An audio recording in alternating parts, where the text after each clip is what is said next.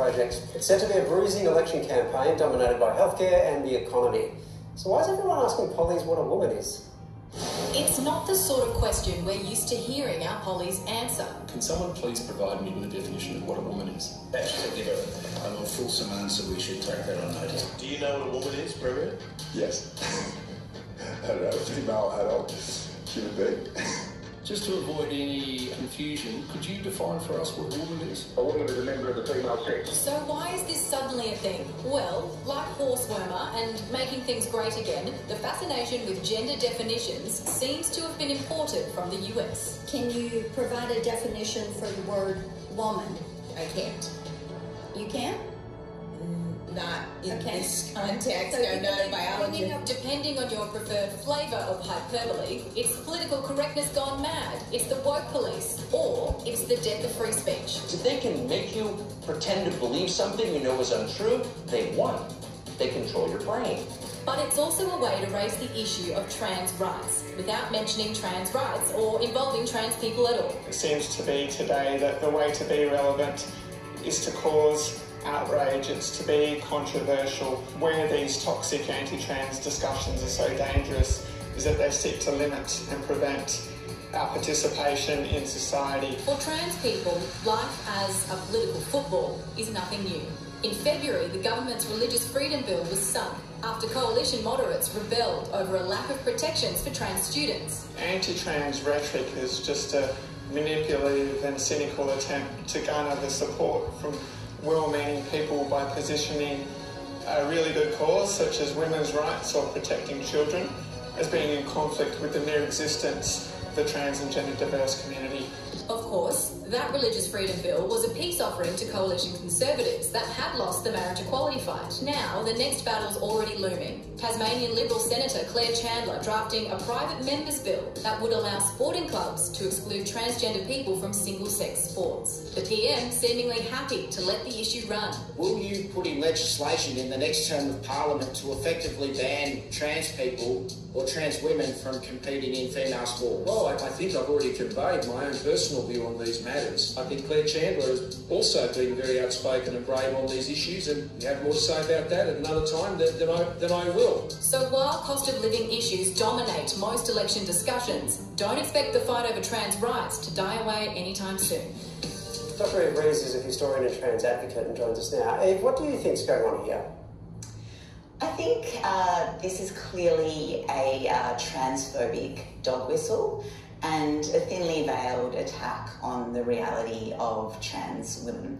Firstly, the concept woman is a gender identity, not a matter of biological sex. And I mean, even if we are talking about biological sex, that's actually quite complicated as well. There are many ways to define biological sex, to define people as male or female, including, chromosomes, genitalia, hormones, reproductive organs. Medical scientists debate these definitions. They're not straightforward. It's not an easy thing to pin down. But the implication that it is straightforward is a very well-known transphobic talking point.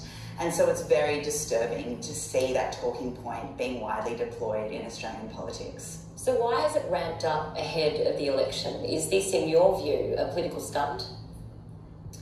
I think it is clearly an attempt to fearmonger and, cause community anxiety and distraction, which is very alarming given that we know that this is manufactured. We know that the vast majority of Australians support trans rights. There was some really good research done by Equality Australia 2 years ago, which found that 78% of Australians believe that trans people should have the same rights and freedoms as every other Australian. So the debate is, you've been through the debate before, obviously, with the plebiscite, but as a member of the trans community, how do these discussions, these debates, what impact does it have on the mental health of the trans community? It has a truly devastating impact.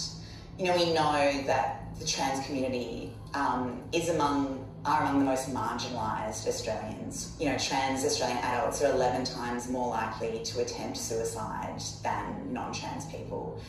And we know that this poor mental health is not because there's anything wrong with being trans, it's because of the hostility and stigma that we face every day of our lives. And Dr. Eve, you talk about the trans visibility and how that it is so much more visible in trans rights, and thankfully so.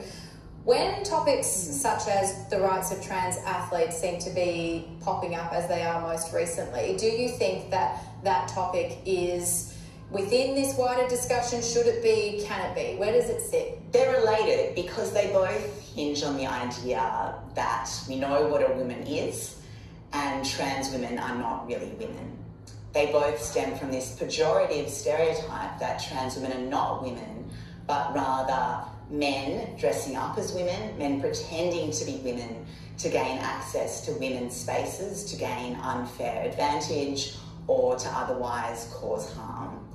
You know, this is one of the oldest ideas about trans people, that trans women in particular are dangerous predators. Now, it's important to stress that there is absolutely no evidentiary basis for this idea. It's pure transphobia. And if the government or anyone is actually serious about protecting women's rights, they would do very well to consider the rights of trans women who are the most vulnerable women in our community. Eve, thanks so much for joining us tonight.